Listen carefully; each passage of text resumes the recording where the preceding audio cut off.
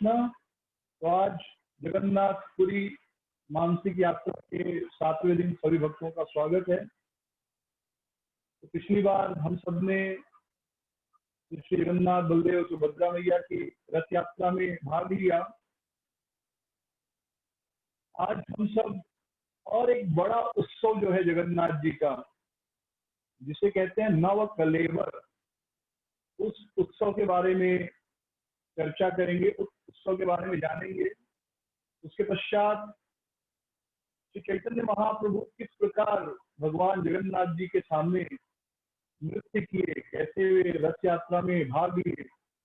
जगन्नाथ चैतन्य महाप्रभु के साथ हम सब रथ यात्रा में फिर से भाग लेंगे एक बार। और जो रथ यात्रा का मूल भाव है, भगवान श्री कृष्ण को कुरुक्षेत्र से वृंदावन ले आना, तो कैसे गोपियां सूर्य ग्रहण के अवसर पर कृष्ण से मिली और उन्हें फिर से वृंदावन लेकर आई, और उन्हें किस वेश में लाई? एक गोप वेश में। तो इनके ऊपर आज हम चर्चा करेंगे, कथा करेंगे और मानसिक रूप से इन सभी लीलाओं में प्रवेश करने का प्रयास करेंगे। और एक बड़ा महत्वपूर्ण उत्सव होता है गुंडीचा मार्जन। तो वह आज तो नहीं होगा, लेकिन कल या परसों जब भी हम कथा के लिए मिलेंगे तो गुंडीचा मार्जन की कथा भी करेंगे। गुंडीचा मार्जन वास्तव में क्या होता है। तो यह जो नव कलेवर उत्सव है, यह बड़ा ही महत्वपूर्ण उत्सव है। नव मतलब नए, कलेवर यानी शरीर। तो जगन्नाथ जी का जो शरीर है, यानी जगन्नाथ जी की मूर्ति हर 12 साल में बदली जाती है। पुरानी मूर्तियों को कोई वैकुंठ में समाधि दे दी जाती है और नए जगन्नाथ जी के विग्रहों को फिर से रत्न सिंहासन पर स्थापित किया जाता है। रथ यात्रा के दिन उनकी रथ यात्रा होती है। तो यह ऐसा नियम है कि 12 साल में एक बार होना चाहिए। तो कुछ लोग ऐसा कहते हैं, जब हम लोग जगन्नाथपुरी गए थे, कोई वैकुंठ में गए थे, ये मंदिर के अंदर का ये हिस्सा है। जाने के लिए अंदर टिकट लेना पड़ता है, 1 या 2 रुपए का, या शायद 5 रुपए का टिकट होता है। बड़ा अच्छा सुंदर स्थान है।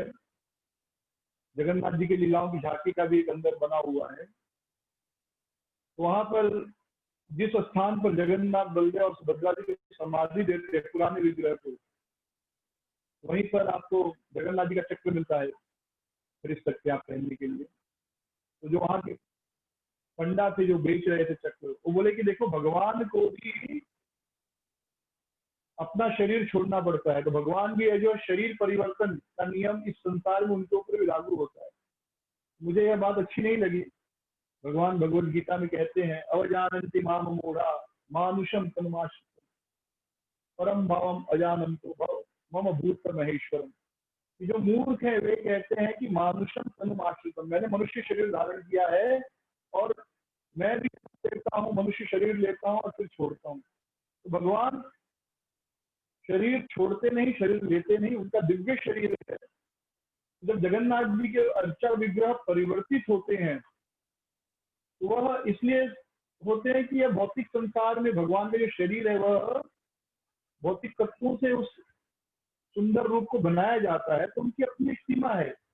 दारू ब्रह्म, लकड़ी से बनाए जाते हैं भगवान, तो वो लकड़ी की एक सीमा है, इसलिए नई मूर्ति बनाई जाती है। और इसका अर्थ यह नहीं कि भगवान ने अपना शरीर बदल दिया।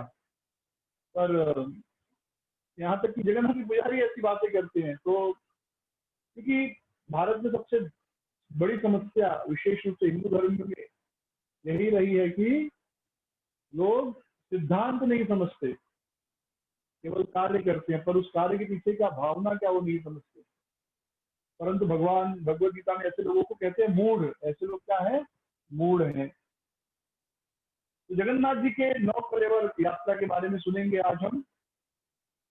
भगवान के ऊपर कभी यह नहीं सोचना चाहिए कि भगवान का शरीर जो है वह प्राकृतिक है, या उनके ऊपर भी नया शरीर, पुराना शरीर छोड़ना पड़ता है, नया शरीर लेना पड़ता है, ऐसा कुछ नहीं है। क्योंकि भौतिक संसार में यह भी एक यात्रा है भगवान की, यह भी एक उत्सव है जिसे बड़े सुंदर रूप से संबोधित किया जाता है। तो जगन्नाथ जी के जो विग्रह है वो नीम के वृक्ष से बनते हैं। और नीम आप सब जानते होंगे।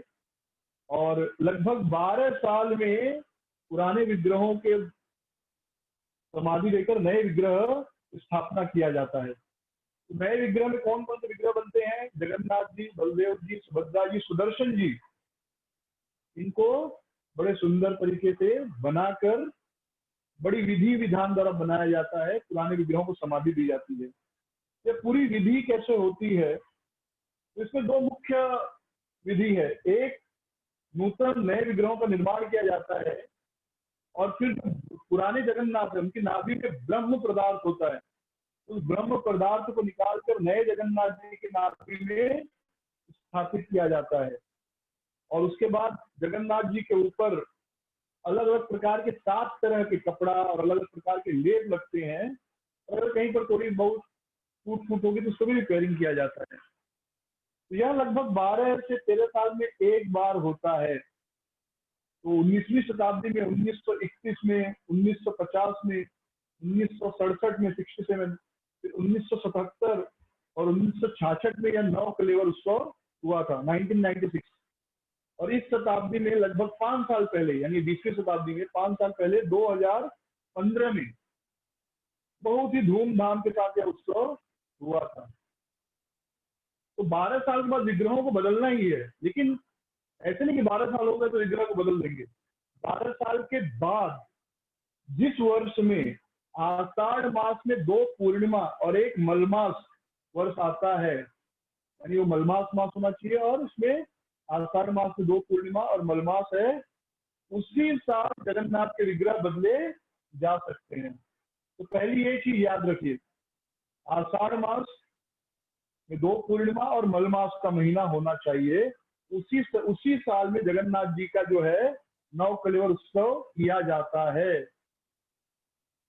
तो जिस साल यह होने वाला होता है पंचांग के हिसाब से पता चल जाता है। तो नए विग्रहों को खोजने के लिए नए विग्रह ऐसे ही नहीं कोई भी नीम का पेड़ से विग्रह बन जाते हैं, वो विशेष पेड़ होते हैं नीम के, जिसे जंगल में ढूंढा जाता है और उस पेड़ से भगवान के वृक्ष, भगवान का जो है सुंदर अच्छा विग्रह का स्थापना होता है। तो यह जो पवित्र वृक्ष को खोजने का कार्य है वह स्नान यात्रा के 65 दिन पहले चैत्र शुक्ल की दशमी को शुरू होता है। तो आप लोग याद रख सकते हैं इसको, स्नान यात्रा के 65 दिन पहले चैत्र शुक्ल दशमी के दिन यह प्रारंभ होता है।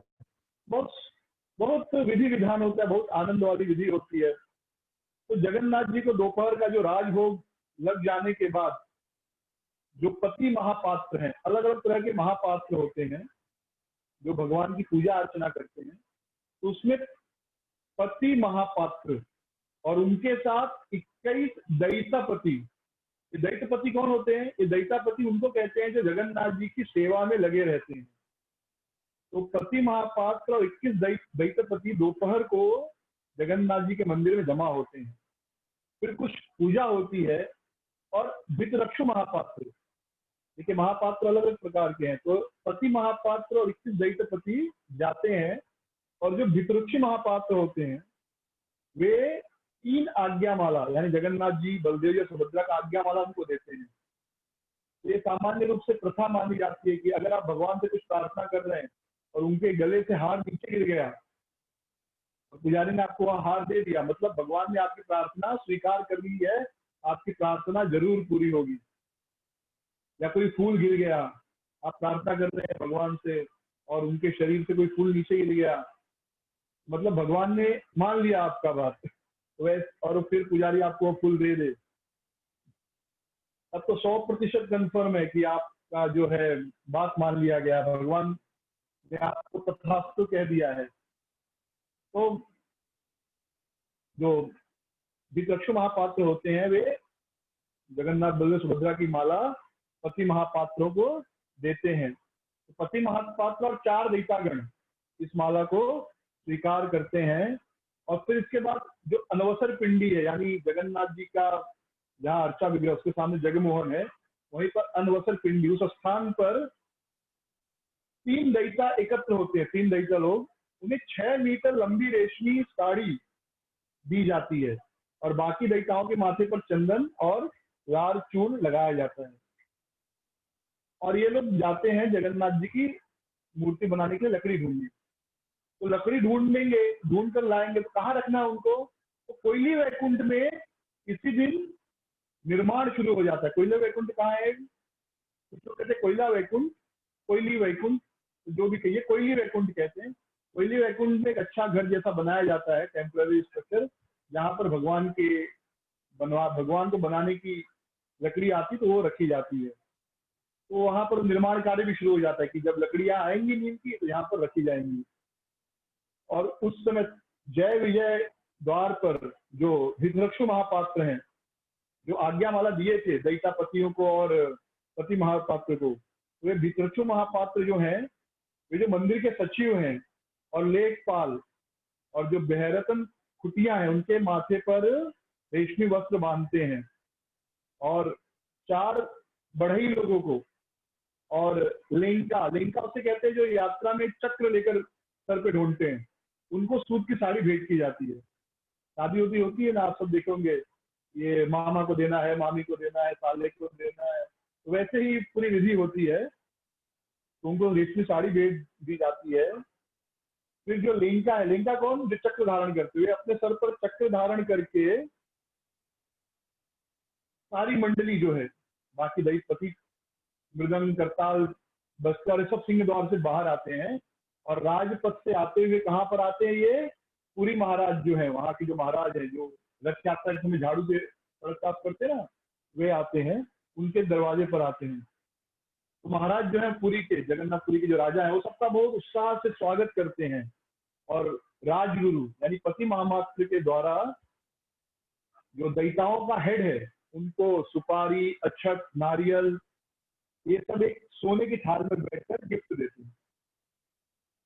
क्योंकि दैता लोग कहाँ जा रहे हैं? भगवान को बनाने की लकड़ी ढूंढने जा रहे हैं। फिर राजा उनसे प्रार्थना करते हैं कि आप सब लोग जाइए और दारू ब्रह्म की स्थापना के लिए लकड़ी ढूंढिए। तो क्योंकि राजा जो है मंदिर का एक हिसाब से मुखिया माना जाता है, तो राजा प्रार्थना करता है उन दैताओं को कि आप जाओ और वो वृक्ष ढूंढ कर लाओ। तो वास्तव में कुल 28 दैतपति चुने जाते, दैता लोग चुने जाते, लेकिन उसमें से 21 लोग ही इस सेवा में जाते। बाकी के जो लोग हैं वो पीछे पीछे रहते हैं, कुछ विशेष कार्य आ गया इत्यादि के लिए, वो मतलब रिजर्व रहते हैं। कोई बीमार पड़ गया, कोई दैतपति कुछ और काम आ गया, तो ये फिर उनकी जगह जाते हैं। फिर सभी दैतपति जो है, 21 दैतपति, छात्र, चमर आदि सब, ये सब लेकर जाते हैं और जगन्नाथ वल्लभ मठ है, वहां पर जाकर 1 दिन या 2 दिन रुक जाते हैं और फिर पूरी प्लानिंग करते हैं कि हम लोग कैसे जाएंगे यात्रा में, कैसे वृक्ष को ढूंढेंगे। तो पूरी योजना वहां पर 1-2 दिन बैठकर बनाते हैं। तो इस प्रकार उनको आदेश मिल जाता है। ये 65 दिन पहले शुरू होता है। तो जगन्नाथ वल्लभ मठ में 1 या 2 दिन रुकने के बाद ये लोग सुबह सुबह पुरी से उत्तर पूर्व दिशा में 50 किलोमीटर की दूरी पर प्राची नदी है, उस नदी के तट पर एक गांव है काकटपुर गांव। काकटपुर गांव में मंगला देवी का मंदिर है। वे सब उस मंगला देवी के मंदिर के लिए निकल पड़ते हैं और सभी दैतपति नंगे पैर ही यात्रा करते हैं, कोई चप्पल इत्यादि नहीं पहनता। और कुछ लोग आगे आगे चले जाते हैं संदेश देने के लिए मंदिर में, जो मंगला देवी का मंदिर है वहां पे बताने के लिए कि ये दैतापति आ रहे हैं। तो रास्ते में लोग, अरे पैदल ही जाते, कार और पहन के, कार लेके नहीं जाते। 50 किलोमीटर चलने के लिए कम से कम 1-2 दिन तो लग ही जाता है। तो रास्ते में उनका प्रसाद इत्यादि जो है, लोग गांव वाले स्वागत करते हैं, अपने आप बिठाते हैं, प्रसाद इत्यादि होता है उनका। और फिर इस प्रकार मंगला देवी के मंदिर में पहुंचते हैं। जब वो मंगला देवी के मंदिर में पहुंचते हैं तो वहां के जो पुजारी है आगे आकर सबको स्वागत करते हैं। और अब क्योंकि जगन्नाथ जी के सेवक आए हैं मंगला देवी के मंदिर में, तो जगन्नाथ के सेवक मंगला देवी के लिए नए वस्त्र और अपना प्रसाद भेजते हैं। यानी ये लेकर आए रहते हैं मंगला देवी के लिए गिफ्ट। किसी के घर में खाली हाथ नहीं जाना चाहिए ना। तो जगन्नाथ जी के सेवक गए हैं मंगला देवी के पास, जगन्नाथ जी अपना महाप्रसाद और अपना वस्त्र मंगला देवी के लिए भेजते हैं। फिर उस दिन पुजारी जो है मंगला देवी का अभिषेक करता है, और ये जो दैत्यपति हैं और 4 पंडित, ये सब दुर्गा सप्तशती का पाठ करते हैं और शाम को मंदिर के जगमोहन में ही रुकते हैं। मतलब ये लोग का रुकना वही होता है, रात मंदिर का जो सामने का मंडप है मंगला देवी का। तो जो सबसे बूढ़ा दैत्यपति है, 11 दैत्यों में जो सबसे बूढ़ा दैत्यपति है, उनको स्वप्न में मंगला देवी आकर बताती है कि ये वृक्ष कहाँ मिलेगा। स्वप्न में उनको ये चीज का ज्ञान स्वयं मंगला देवी देती है। तो सोने के पहले जो दैत्य है जिसको जिम्मेदारी रहती है, वो 108 बार स्वप्नवती मंत्र जप करता है या महानरसिंह देव का मंत्र जप करता है रोज सोने के पहले 3 दिन लगातार। तो किसी भी एक दिन मंगला देवी आके स्वप्न में दर्शन देती है, लेकिन अगर 3 दिन तक स्वप्न में दर्शन नहीं मिला तब पुजारी क्या करते, फिर से मंगला देवी का अभिषेक करके उनको फूलों से सजाते हैं। और जब फूलों को सजाया जाता है तब मंगला देवी के शरीर से फूल गिरते हैं, तो उसको ही जो दैत्यपति समझ लेते हैं कि किस दिशा में जाना है, उसी को वो आज्ञा समझकर उस आदेश के अनुसार वे निकल जाते हैं। ये जो टीम है 4 भागों में डिवाइड हो जाती है, 4 भाग में डिवाइड होती है ढूंढने के लिए, 4 दिशाओं में निकल जाती है। जैसा दिशा निर्देश मिला है कि इस इलाके में, इस एरिया में, तो उस एरिया में 4 भागों में डिवाइड हो जाती है। तो ये जो वृक्ष है नीम के वृक्ष, तो ऐसा नहीं कि कोई भी नीम का वृक्ष आप ढूंढ लेंगे और उसका भगवान का मूर्ति बना देंगे।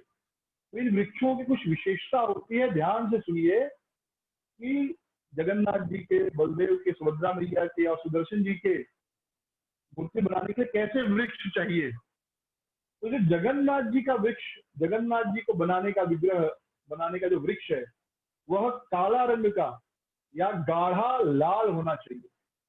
देखिए सब नीम वृक्ष हैं, सब डीटी के लिए, मूर्ति के लिए जो भी वृक्ष है सब नीम के ही रहेंगे, लेकिन जो जगन्नाथ जी का वृक्ष है वह या तो काला रंग का होना चाहिए या गाढ़ लाल रंग का होना चाहिए। और इसका तना लंबा होना चाहिए या देखने में सुंदर लगना चाहिए, और इसकी ऊंचाई 7 से 12 फीट होनी चाहिए, 7 से 12 हाथ। और इस वृक्ष में 4 मुख्य शाखाएं होनी चाहिए, यानी एक शाखा ब्रांच में डिवाइड होती है, फिर ब्रांच से सब ब्रांच होते हैं, और 4 शाखाएं होनी ही चाहिए। हम देखते हैं वृक्षों में 2 शाखाएं होती हैं, यानी एक वृक्ष 2 में डिवाइड होता है, 2 से फिर वो बहुत सारी शाखाएं हो जाती हैं। तो इसमें 4 शाखाएं होनी चाहिए कम से कम। और इस वृक्ष के पत्तों का स्वाद तीखा नहीं होना चाहिए। जनरली नीम के पत्ते का स्वाद कैसा होता है, तीखा होता है, मतलब कड़वा, तीखा तो बोलते ना, कड़वा जैसा। लेकिन इसका स्वाद मीठा होना चाहिए। तो अगर 4 शाखा मिल गया तो पत्ता तोड़ के खाएंगे, और अगर मीठा है तो ही ये वृक्ष उपयोग में आ सकता है। ध्यान से सुनिए। फिर वृक्ष को कहाँ होना चाहिए, या तो किसी नदी के पास या कुंड के किनारे, या तीनों ओर पहाड़ होने चाहिए। तीनों ओर पहाड़ से घिरा है, या किसी वृक्ष के किनारे है, या किसी कुंड के किनारे है, और उस पर कोई बेल या लता नहीं होनी चाहिए, किसी चिड़िया का घोंसला नहीं होना चाहिए, और आसपास में चींटियों का बाबी, मतलब जहाँ चींटियां रहती है वो स्थान होना चाहिए। और आसपास सर्प भी होना चाहिए, यानी आसपास सर्प रहता है इसका भी चिन्ह होना चाहिए। सर्प का होल होता है जहाँ सांप निवास करता है। और भगवान का जो पेड़ है, उस पेड़ पर शंख, चक्र, गदा और पद्म का निशान होना चाहिए।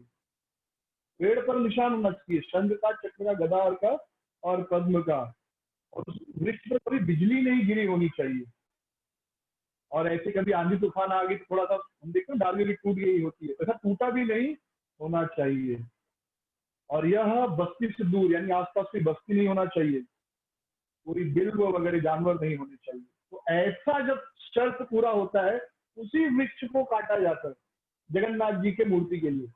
अब बलदेव जी की जो मूर्ति है वह सफेद या भूरी होनी चाहिए। जगन्नाथ बलदेव जी सफेद रंग के है ना, गोरे हैं, और उसमें 7 ब्रांच होना चाहिए। जगन्नाथ जी के लिए 4 ब्रांच था, बलदेव जी के लिए मुख्य कम से कम 7 ब्रांच होना चाहिए, तो बेस्ट है। और जो ऊपर के ब्रांचेस है वो लगना चाहिए कि नाग, बलदेव जी क्या है, अनंत शेष ना, तो शाखाएं ऊपर कैसे लगी, जैसे नाग में फन फैलाया हुआ है वैसी आकृति होनी चाहिए। और वृक्ष के ऊपर जो है हल और गदा का संकेत चिन्ह होना चाहिए। जगन्नाथ जी गदा और हल लेकर चलते हैं। सुभद्रा के लिए जो वृक्ष ढूंढते हुआ पीला रंग का होना चाहिए। वृक्ष में 5 शाखाएं होनी चाहिए और इसमें 5 पंखुड़ियों वाले कमल फूल का चिन्ह होना चाहिए, यानी ऐसा लगना चाहिए कि कमल का फूल और 5 पंखुड़ियां निकली है। तो जब ऐसा वृक्ष मिलेगा उनको तो सुभद्रा मैया के लिए उसकी मूर्ति बनाते हैं। और सुदर्शन चक्र के लिए जो वृक्ष ढूंढते हैं वह लाल रंग का होना चाहिए, यानी उसमें से लाल प्रकाश निकल रहा हो ऐसा होना चाहिए। और उसमें 3 मुख्य शाखाएं होनी चाहिए, 3 मेन ब्रांच होने चाहिए। और इसमें सुदर्शन का संकेत चिन्ह होना चाहिए, यानी आप अगर तने पर देखेंगे तो चक्र कैसे होता है, गोल गोल और तीलियां निकली होती है ना, वैसा कुछ गोल और तीलियां निकली है चक्र जैसे, वैसा जब चिन्ह है और बीच में खड्डा, यानी बीच में खड्डा हो और ऐसे तीलियां निकली है, ऐसे खड्डा है और यहाँ से तीली, यहाँ से तीली, चक्र घूम रहा है वैसा चिन्ह है, तो वह जो है वह वृक्ष सुदर्शन के लिए उपयोग होता है। तो ऐसे ही कोई भी वृक्ष नहीं उपयोग होता। सोचिए ये सारे शर्त जब पूरा होंगे, जगन्नाथ बलदेव सुभद्रा और सुदर्शन के, ये वह वृक्ष उपयोग होता है। तो यह जो पूरा काम है 3 हफ्ते तक चलते रहता है, इतना जल्दी नहीं मिलता, 3 हफ्ते तक चलता है। तो जो दैत्यगण है वो दिन में ढूंढते हैं, नंगे पैर चल के पहाड़ पार करेंगे, नदी पार करेंगे, दिन भर ढूंढते रहेंगे और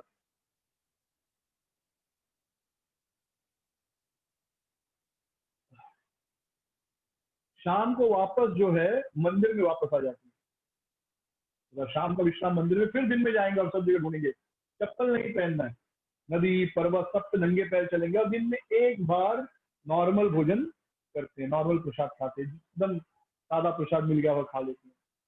तो जब वृक्ष मिल जाते हैं तो ये सब मिलकर क्या करते हैं, आसपास के जो मलबा है झाड़ियां उसको अच्छे से सफाई कर देते हैं। और अगर वहां पर कोई शैतानी शक्ति है तो उसे दूर करने के लिए वहां पर सुदर्शन चक्र रखते हैं।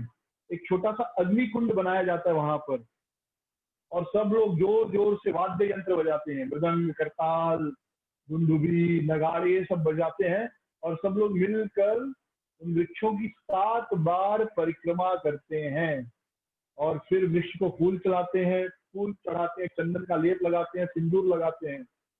और अंत में जो भगवान की माला, याद है 3 आज्ञा माला मिली थी ना, वह आज्ञा माला इन वृक्षों को अर्पित की जाती है। और फिर रात में लोग वहीं रुक जाते जब मिल गए वृक्ष, नहीं तो रोज वापस मंगला देवी के मंदिर आ जाते थे, लेकिन जिस दिन वृक्ष मिल गया तो रात को वो वहीं रुक जाते हैं। और 3 से 4 दिन वहां पर अलग अलग तरह के यज्ञ होते हैं, मंत्र जप होता है, ये सारा कार्य होता है। फिर जो आचार्य हैं विष्णु को संबोधित करके वृक्ष काटने की आज्ञा दी जाती, जो मुख्य आचार्य हैं। तो वे क्या करते हैं, भगवान नरसिंह के मंत्र का उच्चारण करते हुए जो पति महापात्र हैं वे सोने की कुल्हाड़ी से 7 बार परिक्रमा करते हैं और वृक्ष पर स्पर्श करते हैं, किससे, सोने की कुल्हाड़ी से। फिर जो विश्ववसु के वंशधर है, याद है विश्ववसु कौन थे, जो सबसे पहले नील माधव के बारे में विद्यापति को बताए थे, तो वे विश्ववसु क्या करते हैं, चांदी की कुल्हाड़ी से स्पर्श करते हैं वृक्ष को। और फिर अंत में जो आचार्य है लोहे की कुल्हाड़ी को ऐसे मारते हैं धीरे से और फिर बड़े लोगों को आदेश देते कि आप लोग वृक्ष को काटना शुरू करो। पहले सोने की कुल्हाड़ी से इस पर थोड़ा सा काटता जाता है, फिर चांदी की कुल्हाड़ी से और फिर लोहे की कुल्हाड़ी से बड़े लोग काटना शुरू करते हैं। फिर बड़े लोग कीर्तन करते करते, हरिनाम करते करते वृक्ष को काटते हैं। तो ये वृक्ष कट के कैसे गिरना चाहिए, या तो उत्तर दिशा में गिरे, यानी वृक्ष को इस तरह काटते हैं कि वृक्ष या तो उत्तर दिशा में गिरे या पूर्व दिशा में गिरे या उत्तर पूर्व कोने में गिरे। ठीक है, ये उत्तर हो गया, पूर्व तो या तो ऐसे गिरे या ऐसे गिरे या बीच में उत्तर पूर्व ऐसे गिरे, इस तरह वह गिरना चाहिए, नहीं तो अशुभ माना जाता है। तो पुजारी इस तरह बढ़ई इस तरह काटते हैं कि वो इसी दिशा में गिरे।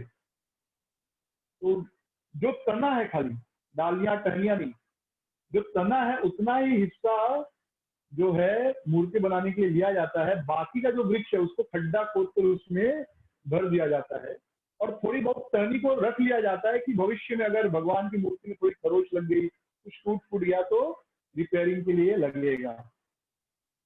फिर भगवान की मूर्ति ट्रक में भर के नहीं लेके जाते, चार क्या कहते हैं बैलगाड़ी, चार शकट होता है, बैलगाड़ी नहीं खाली गाड़ी, शकट कहते हैं जिसको, बैलगाड़ी वाली गाड़ी, चार गाड़ी होती है तो, और सब में चार चक्के होते हैं, चार चक्के वाली गाड़ी, तो उसमें ऐसे चार शकट होते हैं।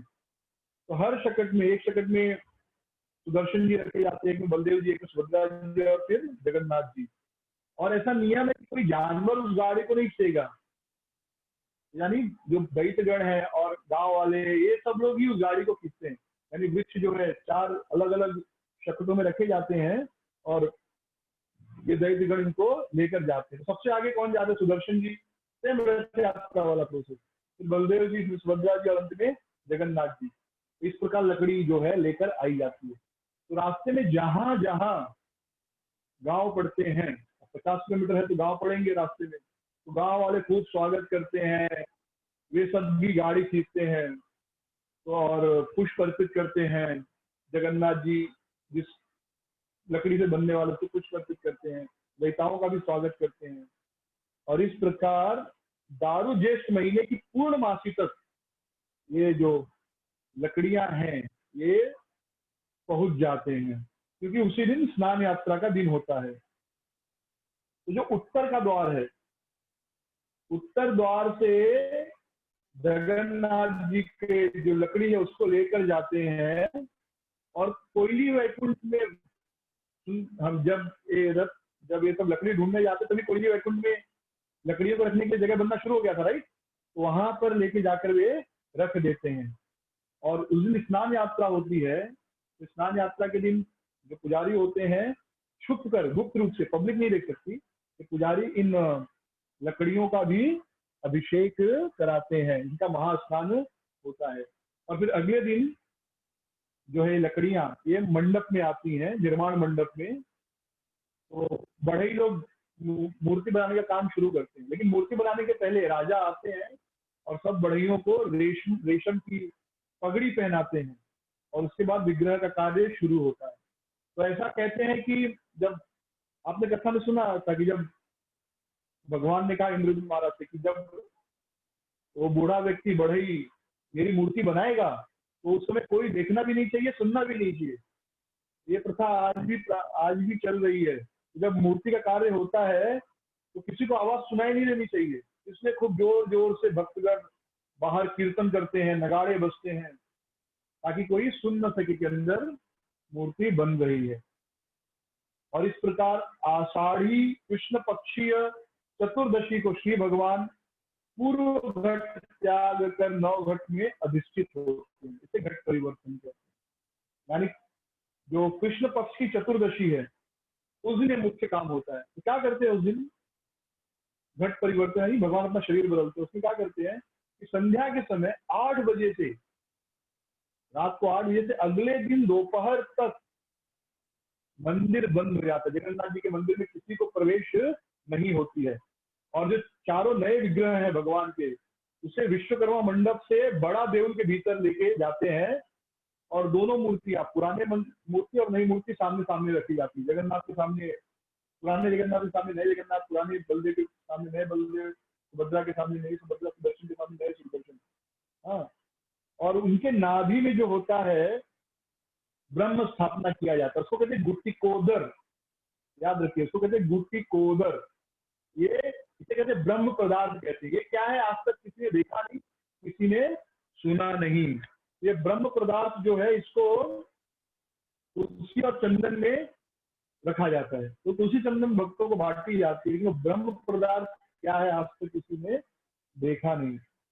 और 12 साल तक वह तुलसी चंदन और वह ब्रह्म पदार्थ भगवान के पेट में रहता है, नाभि में। यानी ब्रह्म पदार्थ को तुलसी और चंदन से ढककर अंदर रखा जाता है। तो 12 साल में भी तुलसी और चंदन जो है खराब नहीं होता, उसकी आभा बनी रहती है। और बाद में पुजारीगण उसको बांट देते हैं। भक्तों को मिल जाता है। एक बार मुझे भी एक भक्त ने दिया था। तो गुटिकोदर नहीं, गुटिकोदर तो क्या है, किसी को पता ही नहीं क्या है वो, किसी को नहीं पता। जो पुजारी ये विधि करते हैं, वो क्या करते हैं, अपने हाथों में और पैरों में कपड़ा बांध लेते हैं, हाथ और पैर में कपड़ा और आंख में कपड़ा बांध लेते हैं, कोई देखना नहीं चाहिए कि क्या है। और फिर बड़े ही सावधानी से पुराने जगन्नाथ की नाभि से गोटिकोदर निकालते हैं और नए जगन्नाथ की नाभि में डालते हैं। यानी हाथ को भी स्पर्श नहीं होना चाहिए, हाथ को कपड़ा रखते हैं और आंखों को जोर से पट्टी बांधते हैं और मंत्र उच्चारण इत्यादि जो भी है वो सब करके पुराने अर्चा विग्रह से नए अर्चा विग्रह में गुटिकोदर की स्थापना होती है और कोई इसे देख नहीं सकता। ऐसा कहते हैं कि जो कोई भी इस विधि को देखता है उसकी मृत्यु हो जाती है, जो कोई भी इस विधि को देखता है उसकी मृत्यु हो जाती है। इसलिए जो जो दैत्यागण जो ये सेवा करते हैं वो भी आंखों पर पट्टी बांध कर करते हैं 12 या 13 साल में। वो कितनी रहस्यमय विधि है। तो उस समय अलग अलग प्रकार के शंकाएं होती हैं, तो वैदिक अशांति यानी थोड़े अशुद्ध जैसे लगते हैं उस समय मौसम। तो अगर कोई देख लिया तो उसकी मृत्यु पक्की है। तो ऐसा कहते हैं कि एक बार वर्धमान के एक जमींदार ने, जो मुख्य पंडा, उसको बहुत सारा पैसा दे दिया था, बोला मुझे उसको देखने दो। वो अपनी आंखों से भगवान की उस विधि को, नव कलेवर की विधि को देखना चाहता था। तो उसकी मृत्यु हो गई, कहते उसी क्षण उसकी मृत्यु हो गई जैसे उसने देखने का प्रयास किया। फिर इस प्रकार जब गुटिकोदर ट्रांसफर हो जाता है, पुराने जगन्नाथ से नए जगन्नाथ की नाभि में आ जाता है, तो उसके बाद जो भगवान के नए अर्चा विग्रह हैं उनकी 16 उपचारों से, 16 उपचार से पूजा होती है। 16 उपचार क्या है? तो स्वागत, आसन, पाद्य, अर्घ, आचमनियम, मधुपर्क, पुनराचमनियम, फिर स्नानियम, वस्त्रम, भद्राणी मतलब आभूषण, फिर गंध, पुष्प, धूप, दीप, नैवेद्य और प्रणाम। इस प्रकार 16 उपचारों से उनकी पूजा होती है।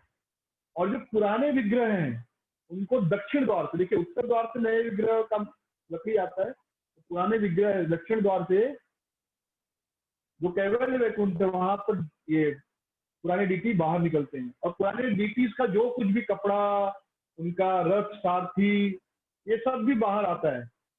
तो हम सबने कथा में सुना था कि जब जगन्नाथ जी का रथ बनता है तो रथ और सारथी ये सब नए नहीं बनते, खाली रथ ही बनता है नया। ये जो रथ है, सारथी और जो सारथी इत्यादि है, ये केवल जब जगन्नाथ जी का मूर्ति बनता है नया तब ये बनते हैं एक बार। तो इनको पूर्व कलेवर को कोयला वैकुंठ में लेके जाके वहां पे उनको समाधि दे देते हैं। यानी जैसे साधारण कहीं की व्यक्ति की मृत्यु होगी तो ऐसे पुरानी रीति की समाधि देते हैं, लेकिन भगवान के नए अर्चा विग्रह में प्रवेश कर चुके हैं। लेकिन अब क्योंकि परंपरा है, तो जो विश्ववसु वंश के दैत्य हैं, विश्ववसु दैत्य हैं, विश्ववसु के वंशज, वे लोग ये मानते कि हमारे पुराने जगन्नाथ जी चले गए, तो वे लोग अंतोष्टि क्रिया करते हैं, यानी अंतिम क्रियाक्रम जो होता है। और कृष्ण चतुर्दशी से लेकर 10 दिन तक अविशान्य ग्रहण करते हैं। यानी हमारे घर में जब किसी की मृत्यु हो जाती है तो हल्दी इत्यादि नहीं खाते, घर में तड़का नहीं लगता, बहुत सादा भोजन किया जाता है। वैसे ये लोग भी 10 दिन तक सादा भोजन करते हैं। और एकादशी में शुक्ल नवमी तिथि को शरीर में तेल लगाकर ये मार्कंडेय सरोवर में जाकर सर मुंडवाते हैं। ये आज भी प्रथा है कि जब भी घर में किसी की मृत्यु हो जाए तो सर मुंडवाया जाता है, क्योंकि अशुभ हो चुका है ना सब कुछ। तो सर मुंडवाकर फिर वो यज्ञ वगैरह होता है और राजा फिर उन्हें नए वस्त्र देते हैं और वो नए वस्त्र पहनते हैं और फिर वो मंदिर में आकर शांति जलपान करते हैं, पूरी विधि पूरी हो जाती है। तो ऐसे ये जो है नव कलेवर की विधि होती है। तो शुक्ल दशमी के तिथि को जो वहां के ब्राह्मण हैं, श्री क्षेत्र के जो ब्राह्मण हैं और छात्र स्थानीय योग के जो सेवायत गण हैं और वहां के राजा, ये सब महाप्रसाद वितरण करते हैं। सब थोड़ा थोड़ा पैसा लगाते हैं और मंदिर में लगभग 7,000 लोगों को उस दिन मुफ्त में महाप्रसाद का वितरण किया जाता है। तो इस प्रकार तो भगवान का ये ट्रांसफर हो गया, मतलब जो क्या कहते हैं उसको, गुटिकोदर ट्रांसफर हो गया, ब्रह्म पदार्थ कहते हैं। और पुराने जगन्नाथ जी को समाधि दे दी गई, नए जगन्नाथ जी का जो निर्माण है वो हो गया। तो आषाढ़ कृष्ण चतुर्दशी से 11वें दिन शुक्ल नवमी को नौ कलेवर के श्रीअंग में खड़ी लागी जो है, यानी कि श्वेत अंगराग होकर अमावस्या के दिन श्री रत्न सिंहासन पर, भगवान रत्न सिंहासन पर बैठ के सब लोग को अपना दर्शन देते हैं, यही नेत्रोत्सव कहलाता है। जब ये सब पूरी विधि हो जाती है तो उस दिन नेत्रोत्सव के दिन भगवान आसन पर बैठते हैं और सब लोग प्रथम दर्शन लेते हैं नए अर्चा विग्रह का। और विश्वकर्मागढ़ जो है सूत संहिता के अनुसार विग्रह निर्माण का कार्य करते हैं। त्रयोदशी को यह कार्य पूरा होता है, चतुर्दशी को यह घट परिवर्तन होता है, मंदिर बंद रहता है, जैसा हमने पहले सुना। तो इस प्रकार जगन्नाथ जी का घट परिवर्तन होता है और उसके पश्चात अगले दिन जगन्नाथ जी बाहर रथ यात्रा के लिए, नेत्रोत्सव के बाद स्नान यात्रा के बाद जगन्नाथ जी रथ यात्रा के लिए रथ पर बैठकर सबको दर्शन देते हैं। तो जब नई मूर्तियां का निर्माण कार्य होता है तो उस समय घट परिवर्तन के बाद, यानी जो गुप्तगोदर है वो चेंज होने के बाद अभी मूर्ति पूजा के लायक नहीं बनी है, क्योंकि अभी तो आप देखेंगे नीम की लकड़ी कितनी मोटी होगी, इतना इतना या इतना, लेकिन आप जगन्नाथ देखो इतने मोटे होते हैं, खूब मोटे होते हैं। बराबर जगन्नाथ का देखो खूब हैवी हैवी रहते हैं, एकदम पंडा लोग जो दैतागण आप देखो एकदम हाथी जैसे मोटे मोटे होते हैं, वो उनको ही पसीना आ जाता है उठाने में जगन्नाथ को। लेकिन अब नीम की लकड़ी का तना इतना ही होगा ना, नीम का तना, तो इतने मोटे कैसे हो जाते हैं? तो होता कैसा है कि एक तो पुराने विग्रह समाधि ले लिए, तो पूजा किसकी हो, तो उस समय जगन्नाथ के बदले जो है मदन मोहन जी की पूजा होती है, ऑल्टर में मदन मोहन जी होते हैं उनकी पूजा होती है। बलराम जी के बदले श्री गोल गोविंद की पूजा होती है, श्री गोल गोविंद की। सुभद्रा देवी के बदले लक्ष्मी देवी और श्री विश्वनाथी की पूजा होती है, और सुदर्शन चक्र के बदले नरसिंह देव की पूजा चलती है। यानी जो सेवा पूजा जगन्नाथ बलदेव सुभद्रा की होती थी वो सेवा पूजा इनकी होती है। फिर पूर्णिमा के बाद जब कृष्ण पक्ष आता है तो नई मूर्तियों को सेवकों को दे दिया जाता है। ये सेवक कहलाते हैं 10 महापात्र। ये क्या करते हैं, भगवान के शरीर में अलग अलग तरह की चीजें लपेटते हैं, भगवान को मांस और रक्त देते हैं। शरीर में अगर मांस और रक्त नहीं हो तो शरीर चलेगा? तो उसी प्रथा अनुसार भगवान के शरीर में भी रक्त और मांस प्रदान करते हैं। तो ऐसा कहते शरीर 7 धातुओं से बना है, त्वचा, रक्त, मांस, मज्जा, वसा, वीर्य और हड्डियां। तो भगवान के शरीर में वो उसका प्रतिरूप एक एक चीज लगाते हैं। तो त्वचा क्या करते हैं, अंतिम में कपड़ा, भगवान के शरीर पे कपड़ा बांधते हैं। रक्त के लिए लाल कपड़ा बांधते हैं। मांस के लिए वृक्ष होता है, पेड़ का दूधा जो होता है वो लगाते हैं। मज्जा के लिए सुगंधित तेल का लेपन किया जाता है। और वसा जो होता है फैट शरीर में, उसके लिए चंदन की लकड़ी का लेप किया जाता है। और वीर्य के लिए चावल या गेहूं का आटा, उसका लेप करते हैं। तो इस प्रकार बार बार एक के ऊपर दूसरा लेप, तीसरा लेप, ऐसा लेप करते करते जाके जगन्नाथ जी इतने मोटे हो जाते हैं। और हड्डी क्या है, तो स्वयं लकड़ी की हड्डी है। तो शरीर को आधार कौन हड्डी देता है ना, सबसे अंदर हड्डी है, तो इसके ऊपर सब लेप है। वैसे जगन्नाथ वो मूर्ति, वो लकड़ी हड्डी है, उसके ऊपर फिर ये सब लेप, कपड़ा, लाल कपड़ा, सादा कपड़ा, फिर वो चंदन का पाउडर, तेल, ऐसे कर करके जगन्नाथ जी मोटे होते हैं। और फिर जब ये काम पूरा हो जाता है तो उनको पेंटिंग के लिए दे दिया जाता है। तो जो चित्रकार है वो भगवान को रंगते हैं। कैसे रंगते हैं? कोयला से। काला रंग चाहिए तो उसके लिए कोयला यूज करते हैं। सफेद रंग के लिए जो मुक्ता सीपी होती है, सीपी समुद्र में मिलती है, उसका चूर्ण बना के वो रंग यूज होता है। या पीले के लिए हल्दी, ऐसे मतलब एक केमिकल नहीं यूज होता, जो स्वाभाविक है उन्हीं रंगों का उपयोग बनाने के लिए होता है जगन्नाथ जी का शरीर। तो ये जो चित्रकार है भगवान के शरीर को रंगते हैं सुंदर तरीके से, लेकिन आंखों की पुतलियां नहीं रंगते। ये किस दिन होता है? जब नेत्रोत्सव होता है उस दिन पुजारी आंखों की पुतलियां खाली रंगते हैं, बाकी सब चित्रकार बना लेते हैं। खाली पुतलियों का छोटा सा जो पोर्शन होता है वो पुजारी करते हैं, और फिर यह नेत्रोत्सव विधि संपन्न होती है। इसके बाद इन मूर्तियों की आंखों पर जब इस प्रकार उनकी पुतली बनाई जाती है, उसके बाद एक तासे का दर्पण होता है, उसमें भगवान का प्रतिबिंब को पंचामृत से अभिषेक कराया जाता है, दूध, दही, घी, मधु और शक्कर के मिश्रण से। उसके बाद उनका मुंह धुलाया जाता है, और फिर ऋग्वेद के मंत्र पढ़कर फिर से भगवान का सुगंधित जल से अभिषेक होता है। फिर बढ़ई, मूर्तिकार, ये सब पेंटर, इन्होंने जो इनके कारण भगवान की मूर्ति में जो अशुद्धि आई उसे मुक्त करने के लिए फिर से श्री मूर्ति को स्नान कराया जाता है। इस प्रकार 9 कलेवर पूर्ण होता है। और अगले दिन नेत्रोत्सव हो गया, अभिषेक हो गया, हमने स्नान यात्रा की जगह सुनी, फिर अगले दिन जगन्नाथ जी रथ में आते हैं। ये विधि से ये 9 कलेवर विधि होती है, जो 13 साल में, मतलब 12 साल के बाद ही होगी। हाँ, कभी 10 साल में, कभी 12 साल, कभी 13 साल। तो शर्त क्या है उसके लिए? आषाढ़ मास में 2 पूर्णिमा होनी चाहिए। तो इसको मैं शॉर्ट में लिख रहा था, ये 12 साल में एक बार होनी चाहिए, जिसमें 2 पूर्णिमा या मलमास आए। तो पवित्र वृक्ष की खोज करनी होती है। ये स्नान यात्रा के 65 दिन पहले चैत्र शुक्ल दशमी को प्रारंभ होती है। तो पति महापात्र के साथ 21 दैत्यपति जगन्नाथ जी के मंदिर में आते दोपहर के राजभोग के बाद, और पुजारी जो है भितरक्षु महापात्र जो है, उनको 3 आज्ञा माला देता है। और उसी दिन कोइल वैकुंठ में एक मंडप बनता है, जिसमें जब लकड़ी आएगी तो रखने के लिए, फिर जो लेंका है ये सबको आभूषण वगैरह देकर, इनको वस्त्र देकर, तिलक लगा के इन सबको कहा जाता है कि अब आप लोग कहाँ जाइए, उस पवित्र वृक्ष को ढूंढने जाइए। राजा खुद अनुरोध करते, रिक्वेस्ट करते हैं। ये सब पुरी से करीब 50 किलोमीटर दूर उत्तर पूर्व दिशा में प्राची नदी में जो काकटपुर गांव है, वहां पर मंगला देवी मंदिर में जाते हैं।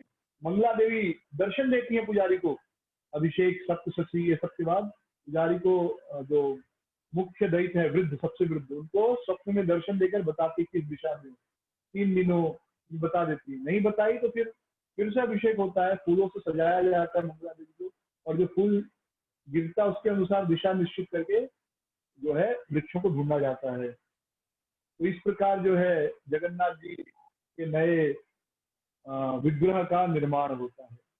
अब हम भगवान रथ यात्रा में श्री चैतन्य महाप्रभु के बारे में सुनेंगे। महाप्रभु कैसे नृत्य किए रथ यात्रा में, लेकिन समय कम है तो मुझे लगता है वो पूरा नहीं होगा। तो हम दूसरा एक सेक्शन कवर कर लेते हैं आज, कि रथ यात्रा के पीछे मूल भाव क्या है। तो मूल भाव ये माना जाता है कि जब गोपियां कुरुक्षेत्र में पूर्ण सूर्य ग्रहण के समय कृष्ण से मिली थी, तो उन्होंने कृष्ण से अनुरोध किया था कि आप वापस आओ, लेकिन ये राजा के वेश में नहीं, इस वेश में, एक गोप वेश में। ये कथा थोड़ी सी सुनेंगे, और जगन्नाथ चैतन्य महाप्रभु के साथ फिर अगली बार मोस्टली मंगलवार को या कल जब मिलेंगे तब चर्चा करेंगे, तब उनके साथ रथ यात्रा में भाग लेंगे और गुंडिचा मार्जन भी करेंगे। तो जब श्री कृष्ण ब्रज छोड़ दिए थे तो कई वर्षों बाद पूर्ण सूर्य ग्रहण लगा। यानी कभी कभी पार्शियल सूर्य ग्रहण लगता है, आधा ही सूर्य छुपता है, आधा दिखता है, लेकिन बहुत सालों बाद पूरे सूर्य ग्रहण लगा, यानी पूरा सूर्य छुप गया। तो सूर्य ग्रहण के अवसर पर श्री कृष्ण अपने माता पिता वसुदेव देव की, अपनी 16,108 रानियां, सेनापतियों सबके साथ कुरुक्षेत्र जाने की योजना बनाए हैं कि हम सब सूर्य ग्रहण के दिन कुरुक्षेत्र जाएंगे और वहां पर ब्रह्म सरोवर में स्नान करेंगे। तो सोचिए, सूर्य ग्रहण अभी हुआ नहीं, होने वाला है, लेकिन सबका विज्ञान इतना उन्नत था कि पता चल जाता था कि सूर्य ग्रहण कब होने वाला है। ये जो मॉडर्न साइंस है, एक करीब 50, 100, 200 साल पहले उन्होंने कैलकुलेट करना शुरू किया कि सूर्य ग्रहण कब लगेगा, चंद्र ग्रहण कब लगेगा।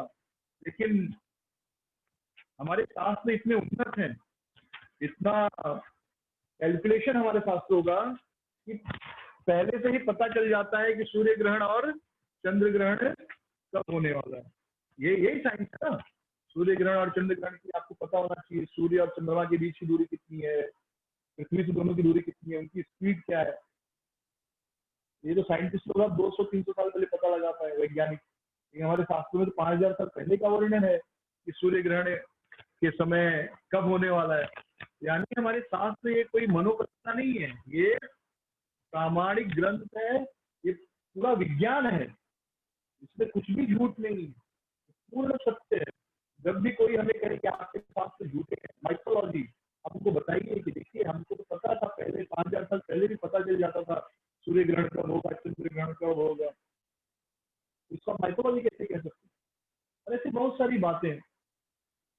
तो भगवान कृष्ण अपनी सभी गोपियों के साथ, भगवान श्री कृष्ण अपनी सभी रानियों के साथ और अपने सेनापतियों के साथ, सैनिकों के साथ और वसुदेव देव के साथ निकल पड़े कुरुक्षेत्र। उन्होंने नंद बाबा, यशोदा मैया और ब्रजवासियों को नहीं बुलाया, उनको पता था कि किसी न किसी प्रकार उनको यह न्यूज खबर मिल जाएगी और वे लोग रुकेंगे नहीं, वो लोग जरूर मिलने आएंगे। तो वृंदावन इस प्रकार जब सब निकले तो वृंदावन में नंद महाराज को यह खबर मिल गई कि श्री कृष्ण कुरुक्षेत्र आए हैं। यह सुनते ही बड़े प्रसन्न हो गए। दिल्ली से वृंदावन कितना दूर है? 2 घंटा गाड़ी से, तो पैदल 2 दिन लगेगा मैक्सिमम, 2 दिन या 3 दिन। तो सब ब्रजवासी बहुत खुश हो गए कि कृष्ण आए हैं। तो सभी ब्रजवासियों ने निर्णय लिया कि हम भी कुरुक्षेत्र जाएंगे और वहां पर कृष्ण से मिलने का अवसर प्राप्त होगा। तो सारी तैयारियां होने लगी।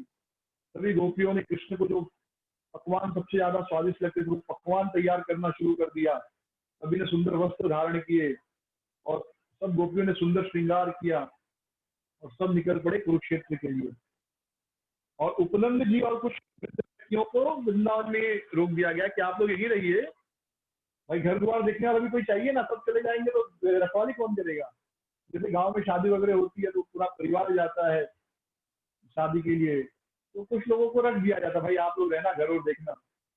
या कोई रिश्तेदार को विशेष जिम्मेदारी दी जाती है, वो शादी में नहीं जाता बल्कि वहाँ की जिम्मेदारी लेता, भाई ये ठीक है आपका घर में कोई नहीं है तो हम रहेंगे, हम देखेंगे ताकि। तो ये ऐसे चलता था पहले जमाने में। तो उपनंद जी और कुछ लोगों को रोक दिया गया, बाकी सब लोग अपना बैलगाड़ी इत्यादि लेकर निकल पड़े और रास्ते में पूरे रास्ते भर कृष्ण का स्मरण करते रहे। तो लगभग 100 साल बीत चुके थे कृष्ण को वृंदावन से गए हुए, लेकिन फिर भी कृष्ण एक 16 साल के तरुण लगते थे। अद्वैतम अच्युतम अनादिम पुराण पुरुषम नव यौवनम च। कृष्ण एकदम नव युवक लग रहे थे 16 साल के। और गोपियां भी वो बूढ़ी नहीं लग रही थी, गोपियां भी एकदम 12-13 साल की 14 साल की तरुणी स्त्रियां लग रही थी एकदम, ऐसा तो 12-13 साल की लड़की है। जबकि उन सबकी पृथ्वी पर जो प्रकट उम्र है वो लग रहा था 100 साल के ऊपर की उम्र। लेकिन सब गोपियां 12-13 साल 14 साल से ज्यादा नहीं और कृष्ण 15-16 साल से ज्यादा के। या तो 40 साल में हम बूढ़े लगने लगते, 50 साल में तो बहुत ज्यादा बूढ़े। 50 साल के आदमी को क्या कहते हैं? अधेड़। अधेड़ अधेड़ मतलब आधा जिंदगी चला गया। जो भी अब 45-50 के हो गए हैं, अब समझ लीजिए अधेड़ हो गए हम लोग। आजकल तो 40 में अधेड़ बोल देना चाहिए, क्योंकि 80 तक बड़े मुश्किल से लोग जीते हैं, तो 40 में अधेड़ हो गए। तो ये मत सोचकर जवान है, अधेड़ हो गए। लेकिन गोपियां और कृष्ण एकदम नव किशोर थे, एकदम युवक लग रहे थे दोनों। तो सूर्य ग्रहण का अवसर था। उस बड़े बड़े ऋषियों को भी, जैसे नारद जी, वेद व्यास जी, गौतम ऋषि, ये सब भी बड़े बड़े महात्मा आत्मज्ञानी, ये सब भी कुरुक्षेत्र में पहुंचे थे ब्रह्म सरोवर में स्नान करने।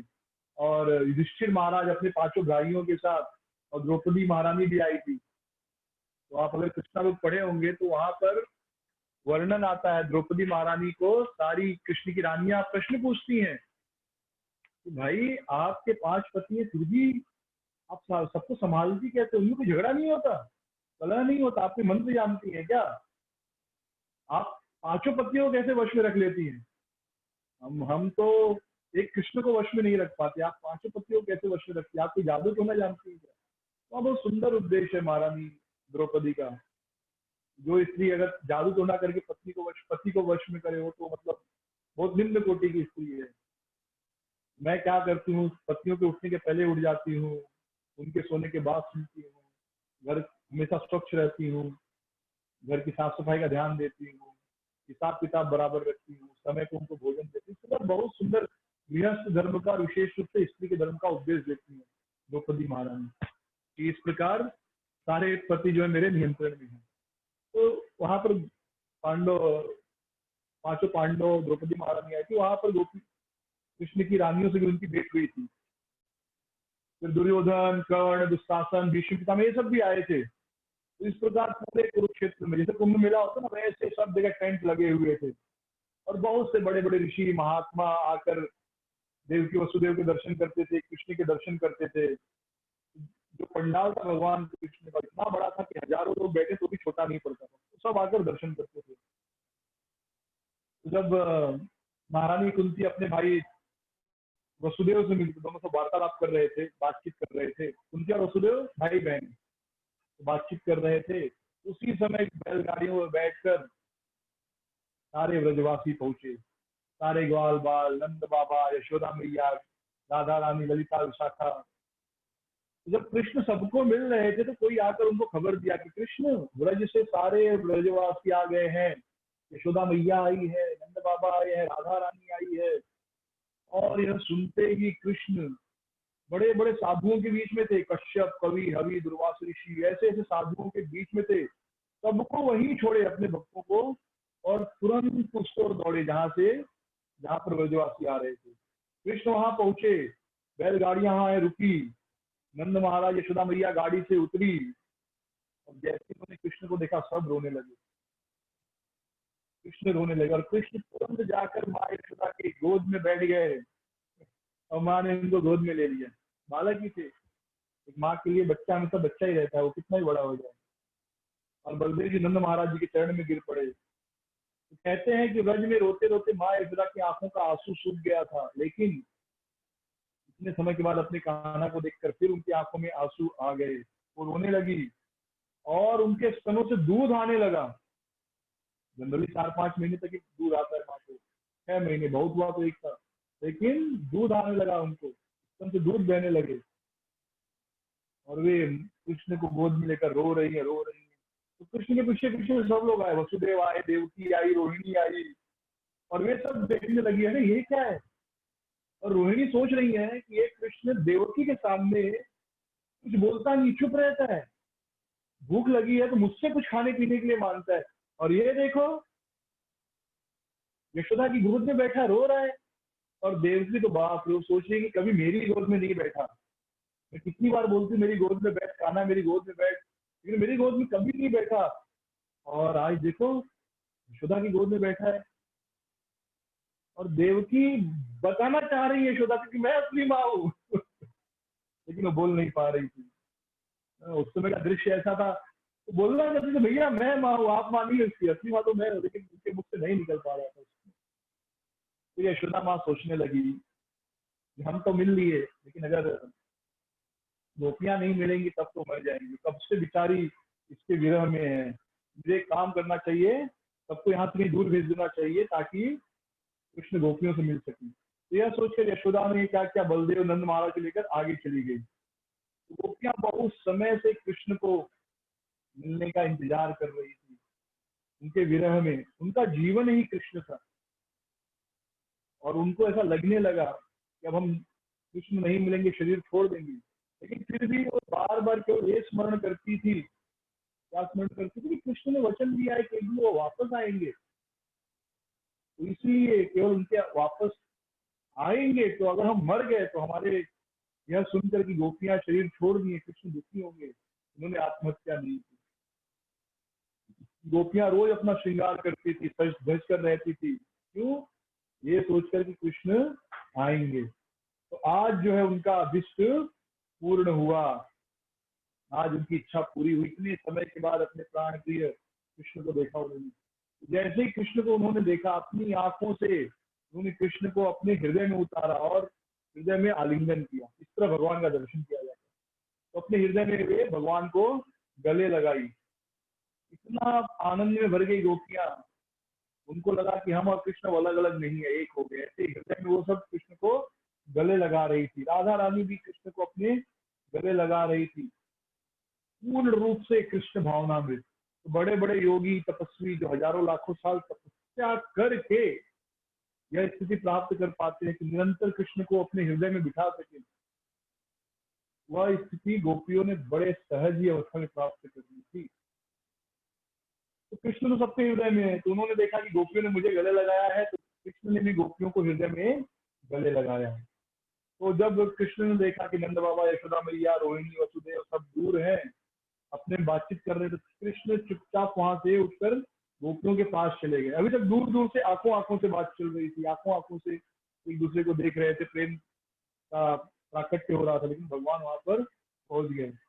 फिर भगवान वहां पहुंचे, सब गोपियों को गले लगाया, और फिर उनसे कहा कि देखो सखियों, मैं और बलराम केवल अपने परिवार वालों की खुशी के लिए मथुरा आए और द्वारका आए, यहाँ पर आए और युद्ध राज्य ये सब में हम व्यस्त हो गए। और तुम्हारे प्रति जो मेरा प्रेम है उसका मैं अच्छी तरह उत्तर नहीं दे पाया। तो क्या तुम लोग मुझसे दुखी हो कि मैंने तुम्हारे प्रेम का उचित तरीके से जवाब नहीं दिया? मैं ईश्वर हूँ, सर्वत्र व्याप्त हूँ, तो अपने हृदय में तुम निरंतर मेरा चिंतन कर सकती हो। और यह विरह ही है, यही परम संभोग है, परम आनंद है। इस प्रकार कृष्ण गोपियों को उपदेश देते हैं, तुम हमेशा मेरा स्मरण करो, और यही स्मरण में जो है परम आनंद है, जो मेरी भक्ति है, श्रवण कीर्तन, इसके द्वारा तुम मेरा संग सदैव प्राप्त कर सकती हो। तो जब गोपियों का दुख थोड़ा कम हुआ, रोना कम हुआ, तो कृष्ण कहने लगे, मयिर्भक्तिर्हि भूतानाम अमृतत्वाय कल्पते, दृष्टया यदा नमस्तो स्नेहो भवितां मदापनः। मयिर्भक्तिर्हि भूतानाम, जो मेरी भक्ति है वह क्या है, अमृतत्वाय कल्पते, वो अमृत के समान है। यानी जब हम भगवान का दर्शन करते हैं, भगवान को भोग लगाते हैं, भगवान का नाम जप करते हैं, वह अमृत के समान है। दृष्टया यदा स्नेहो भवितां मदापनः, तो भक्ति के कारण ही मैं आप सब लोगों से मिल रहा हूँ, और ये भक्ति हमें फिर से मिला देगी, हम एक हो जाएंगे। फिर गोपियां भगवान से प्रार्थना करती हैं कि हे कृष्ण, आप तो ब्रह्मा जी के कारण है, ब्रह्मा जी आपसे प्रकट हुए, आपके नाभि कमल से, नाभि से कमल निकला, उससे ब्रह्मा जी प्रकट हुए। तो कोई भी व्यक्ति आपकी महिमा को गा नहीं सकता, आप इतने महान हैं। लेकिन जो बद्ध जीव है, भौतिक अस्तित्व में, भौतिक संसार में जन्म मृत्यु के चक्र में गिरे, केवल आपका नाम संकीर्तन करके, आपकी चरण कमल की शरण लेकर उनका इस संसार से उद्धार हो सकता है। यद्यपि हम घर के काम में व्यस्त रहती हैं, लेकिन दिन भर केवल आपके चरण कमलों का स्मरण करती हैं। तो कोई भी व्यक्ति जो निरंतर भगवान के चरण कमलों का स्मरण करता है वह मुक्त है। गोपियां 24 घंटे कोई भी कार्य कर रही हो तो 24/7 कृष्ण के चरण कमलों का स्मरण करती रहती हैं, इसलिए वे सदैव मुक्त हैं। तो कोई यदि कहे कि गोपियां जो है वे गृहस्थ में व्यस्त है, पति परिवार बच्चों को संभालने में व्यस्त है, इसलिए वो बद्ध है, ये गलत है। चैतन्य महाप्रभु कहते हैं गोपियों की भक्ति सबसे श्रेष्ठ है। एक जगह ध्यान लगाकर भगवान को स्मरण करना और काम करते करते भगवान को स्मरण करना, उसमें ज्यादा श्रेष्ठ कौन सा है? काम करते करते। एक बार नारद जी, ऐसी कथा आती है कि नारद जी भगवान से कहे कि आपका श्रेष्ठ भक्त कौन है? तो नारद भगवान ने कहा, देखो किसान दिख रहा है, वो किसान मुझे बहुत प्रिय है, आपसे भी ज्यादा प्रिय है। नारद जी ने कहा, अच्छा, मैं तो दिन भर आपके नाम का जप करता हूँ, नारायण नारायण जप करता हूँ, वो उतना जप नहीं करता है, वो कैसे प्रिय है? तो भगवान ने कहा, ठीक है, कोई बात नहीं। उन्होंने नारद जी को एक घड़ा दिया, पूरा घी से भरा हुआ, अप टू द ब्रिंग, पूरा एकदम ऊपर तक भरा हुआ। और नारद जी ने कहा, जाओ ये घड़ा लेकर और पूरा एक परिक्रमा करके आओ पृथ्वी का। नारद जी तो परिक्रमा कर सकते थे, तो वो गए और पूरा पृथ्वी का एक परिक्रमा करके आए। और बहुत संभाल ही करना पड़ा, क्योंकि थोड़ा भी हिलेंगे तो घी गिरेगा। पूरी परिक्रमा करके आए, भगवान खाने बोले, देखो मैं आ गया, घी गिरा नहीं। भगवान ने कहा, अरे वाह, बहुत आप एक्सपर्ट हैं, बिल्कुल घी नहीं गिरा। अच्छा नारद जी, एक बात बताइए, जब परिक्रमा कर रहे थे तो मुझे कितनी बार याद किया, कितनी बार मेरा स्मरण किया? नारद जी ने कहा, स्मरण क्या, मेरा पूरा ध्यान तो घी पर ही था कि गिर नहीं जाए। तो भगवान ने कहा, बस यही अंतर, वो जो किसान है जब उठता है मुझे याद करता है, सोता है तब मुझे याद करता है, खेत में जाता है मुझे याद करता है, हल चलाते वक्त मुझे याद करता है, बीज डालते वक्त मुझे याद करता है, भोजन करते वक्त मुझे याद करता है, नहाते वक्त मुझे याद करता है, जब कुछ भी काम करता है मुझे याद करते हुए करता है। तो इसलिए वो मुझे बहुत प्रिय है। आप देखो, थोड़ी देर के लिए मुझे भूल गए, जब एक काम करते रहे मुझे भूल गए। तो वास्तव में यह कहना कि भगवान को स्मरण करने के लिए संसार त्यागना है, त्यागना ही पड़ेगा, ये कोई यथार्थ नहीं है, ये कोई सत्य बात नहीं है। व्यक्ति संसार में रह के भगवान का भजन कर सकता है और अच्छी तरह कर सकता है। तो फिर लोग सन्यासी ब्रह्मचारी क्यों बनते हैं? इसलिए बनते हैं कि वे संसार को ज्ञान बांट सकें। भक्ति सबके लिए है, लेकिन संसार को ज्ञान कौन बांटेगा? तो संसार को ज्ञान बांटते हैं ब्रह्मचारी और सन्यासी। तो कुछ लोग तो फुल टाइम फ्री होने चाहिए ना, खाली यही काम करने के लिए। अब हर आदमी गृहस्थी में लगा रहेगा तो प्रचार कौन करेगा? तो कुछ लोग केवल यही काम करने के लिए सन्यासी और ब्रह्मचारी बन जाते हैं। गृहस्थ बनेंगे तो नौकरी, बच्चे, परिवार, तो फिर प्रचार के लिए इतना समय नहीं मिलता, क्योंकि आपको शास्त्र पढ़ाना है, लोगों को ज्ञान बांटना, तो उतना पढ़ना पड़ेगा, उतना फोकस करना पड़ेगा, तो समय लगता है सब चीजें, जो कि गृहस्थी में थोड़ा सा मुश्किल हो जाता है। लेकिन भक्ति हर कोई कर सकता है। तो गोपियां जो थी वो यद्यपि पूरे दिन घर कामों में व्यस्त रहती थी, लेकिन हर काम के साथ कृष्ण को स्मरण करती थी। कहते हैं, महाभारत में वर्णन है कि अर्जुन जब सोते थे तो सोते हुए भी उनके रोए रोए से कृष्ण कृष्ण यह नाम निकलता था, इतने वह कृष्ण भावना भावित थे। तो गोपियां इस प्रकार जो है सदैव कृष्ण भावना भावित थी। तो गोपियां कृष्ण से कहती हैं कि हे कृष्ण, चलो वृंदावन चलते हैं, हम वृंदावन जाएंगे, आपको वृंदावन ले जाएंगे। इस कुरुक्षेत्र में आप हमें उतने सुंदर नहीं लग रहे जितने आप हमें वृंदावन में सुंदर लगते हैं। यहाँ राजा हैं, अनेक राजा है, राजसी वस्त्र है, इतना घोड़े, हाथी, रथ, आपका राजवेश, ये सब हमें आकर्षित नहीं कर रहा है। वृंदावन में तो क्या है, वृंदावन में यमुना जी हैं, वृंदावन में कुंज लताएं हैं, तो वृंदावन में आपकी मुरली है। तो गोपियां कृष्ण को मोर मुकुट देती हैं और मुरली देती हैं और उनको रथ पर बिठाकर वृंदावन की ओर खींचती हैं। यही है कृष्ण लना ब्रजे आ जा ए भाव अंतर, यही है रथ यात्रा उत्सव, कृष्ण को फिर से वृंदावन लेकर आना। तो ये जो भाव है, इस भाव को चैतन्य महाप्रभु प्रकट किए, तो स्वयं कृष्ण है लेकिन राधा रानी के भाव में प्रकट हुए हैं। तो कल हम सब, कल नहीं तो परसों हम सब चैतन्य महाप्रभु के साथ गुंडीचा मंदिर का मार्जन करेंगे और श्री जगन्नाथ जी की रथ यात्रा में भाग लेंगे। बहुत सुंदर चैतन्य चरितामृत में वर्णन है किस प्रकार कृष्ण यानी चैतन्य महाप्रभु जगन्नाथ को देख रहे हैं और उनसे बातें कर रहे हैं। और क्या बातें कर रहे हैं? उनसे बातें कर रहे हैं कि मैं आपका हूँ स्वामी, आप कब तक कुरुक्षेत्र में रहेंगे, आप वृंदावन चलिए। और प्रेम पूर्वक वार्तालाप है उनकी, उनसे ये नहीं मांग रहे कि मुझे अच्छा घर दो। हम भगवान के सामने खड़े तो क्या मांगते हैं, मेरा सब प्रॉब्लम सॉल्व हो जाए, अच्छी नौकरी लग जाए, अच्छी पत्नी मिल जाए, अच्छा पति मिल जाए, बच्चे पढ़ लिख जाए, ऐसा सब कुछ भगवान से मांगते हैं, रथ यात्रा हो या कुछ भी इन जनरल। महाप्रभु वो सब नहीं मांगे। तो वो भाव जो है वो वास्तव में मैं वर्णन नहीं कर पाता है। वो पढ़कर और बोले भी तो ऐसा लगता है हम आर्टिफिशियली बोल रहे हैं। जो दिव्य भाव है इस प्रकृति के परे है, फिर भी उस भाव को थोड़ा समझने का, बोलने का प्रयास करेंगे। तो आज यही जो पूरी की यात्रा है यहाँ पर आज विश्राम लेंगे, कल आगे कथा करेंगे। हरे कृष्ण प्रभुपाद की जय, गौर प्रेमानंदे।